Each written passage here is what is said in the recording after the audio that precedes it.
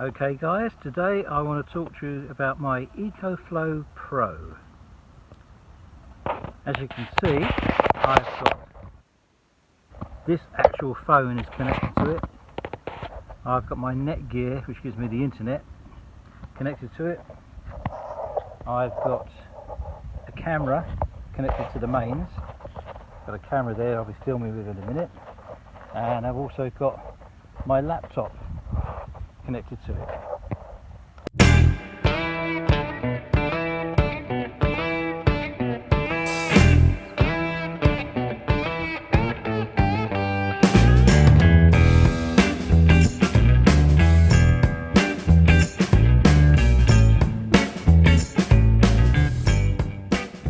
So these are just a few of the things that I run on here. As I say, I've got the phone on there connected up. When the wife's with me, she would use one of the, that's a fast charge, and these are just two normal USB charges, and that's a USB-C. She would have her iPad in there and her phone in there. So we use all of these, all at the same time. This particular computer I use mainly for editing when I am doing my video. As he kicked the stand. Yes, the one in the middle, I use this one for editing of videos. I've got 2 YouTube channels, and so any videos that I do have to be downloaded onto there, and that's the software only works with that particular unit. Whereas the one on the other side there, that's an Apple, and we use that one for mainly watching films or television, etc. of an evening. But they both need charging, so this is ideal. So it doesn't drain anything from the leisure batteries, and it's so versatile. It really does. It recharges so quickly from the solar panel. So there's some of the things I use it for. There's also this here. This is it's a light, but it's also a mosquito repellent. So plug that in at night time and use that as well. So there's plenty enough power in there for my needs. Now also, if you want to, when you're recharging from the solar panel, you do get this cable that you can just plug in. Those 2 ends go to the solar panel, this end goes in the unit. Can't go wrong. One end's rounded, one end's flat. And that just plugs into the side.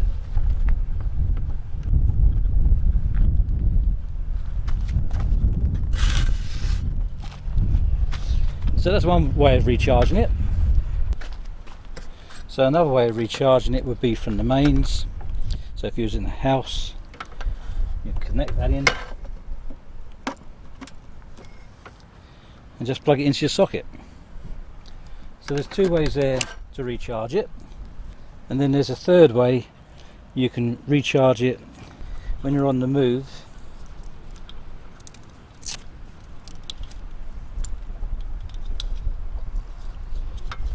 You can put that into your cigarette lighter of your van, and again this will go into the side. So you can charge it that way. Although, a word of caution, on my particular van, this gets very hot and I don't like using it, to be honest.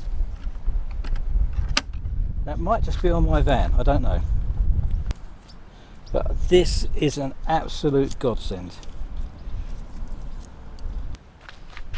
Yes, before we'd be using power and we'd have to go to a campsite or something to top up the leisure batteries every 4 days or so. But now, don't have that problem whatsoever. I bought these cables some time ago, and they are 10 meters long, and if a big rig comes up next to you and it's too tall and blocks out your sunlight for your solar panel, you can just move your solar panel somewhere else 10 meters away, and you still get your charge. So that's a handy thing to have. extra cables. My other YouTube channel is instructions on how to play the 3-string cigar box guitar. And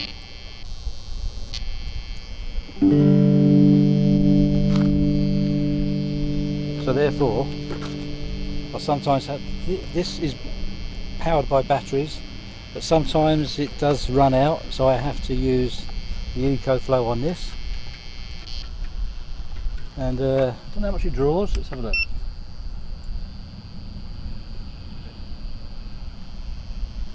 $14 amps, watts. Yeah, hardly drawing anything, only 14, so that's pretty good. Yeah, so there are times when you need it, as you can see by this little video here. So I didn't just buy the unit, I also bought the Ecoflow collapsible battery to go with it. And the case doubles as a stand. I'll open it all up and show you how it looks. So that's the setup. So the case acts as a stand as well. Brings it down to pretty much the right angle. So what I have done, I've purchased these little gizmos here. And you get the dot in the middle and you know you're at the perfect angle. I'm not too fussed at the minute, just for demonstration purposes. Into the unit we have 70. Here we go, what we got there? 75, 76. So the, I can't remember how much is coming out with that. With all those other things plugged in, it was nowhere near that. So there is. So even with everything plugged in there, that would still be charging that battery. So that's really, really good.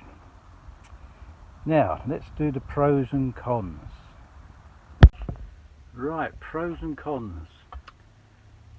Price is one thing, but I wouldn't say that was a con, because all these units, no matter which manufacturer you go to, they're all expensive. So that's not really a con, but it does mean that you have to pay for the nose for what you get. Now, one thing I didn't like about the unit was that external charger, which I seem to have put away now. Is that it? Oh, here we go. This charger here gets very hot when I'm travelling, so I tend not to use that. But what I do is, if one of the laptops is low, I plug this in to the cigarette lighter and use this very small inverter, power inverter, DC 12 volt to AC 220 volts. It's only 75 watts, doesn't get hot, and it does the job for when I'm travelling. So if I'm going from one A to B, I can just plug that in and charge up the computer. And so therefore I don't have to use this, and I'm not taking power out of that unit. So that works a treat. So that overcomes that little problem. The other thing is the solar panel. I bought the, let's backtrack. I was going to buy a larger one from a different manufacturer, but I didn't have it in stock, so therefore I didn't buy it. Ecoflow solar panel is, it doesn't produce enough energy for my liking.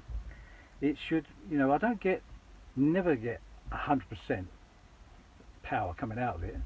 You might get 70, maybe even some days 60, depends on the weather of course, but on a bright sunny day you still don't get anywhere near what I expect to get.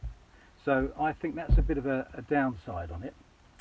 But having said that, I wasn't going to buy that particular panel. I was going to go for a different manufacturer, and so I would probably recommend that, go for a different manufacturer for the solar panel. But as regards the unit, I can't fault it one bit. Everything about it is brilliant. you can charge so many things.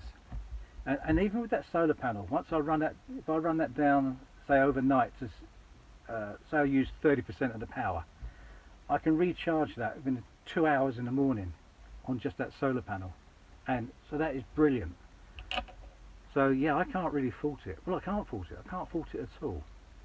And yeah, before we would be worried about having this on or having that on or whatever.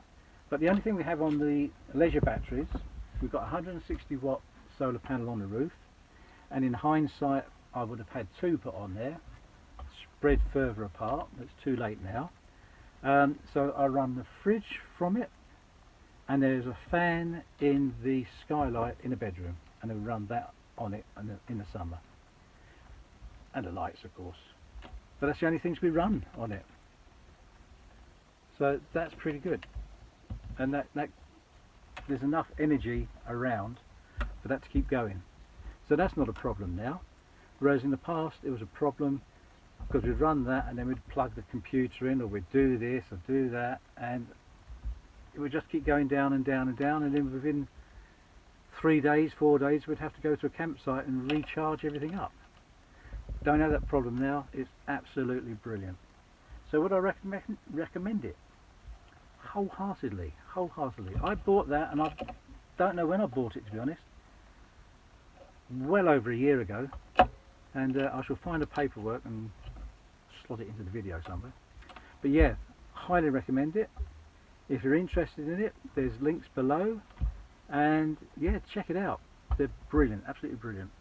And the main reason I did get that particular one, there was not much to choose between that one and the Jackery unit. Everything I've read about it and watched different videos and things.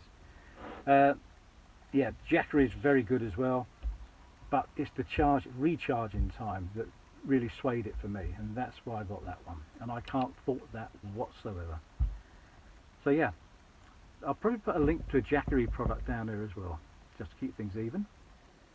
So that's it. That's going to wrap it up there, and hope you enjoyed it. Oh, a couple of things I forgot actually, because I don't actually use them. There's an app you can put on your phone, and from there you can, it's 600 watts, but you can, with the app, you can change that to boost it to 1200 watts.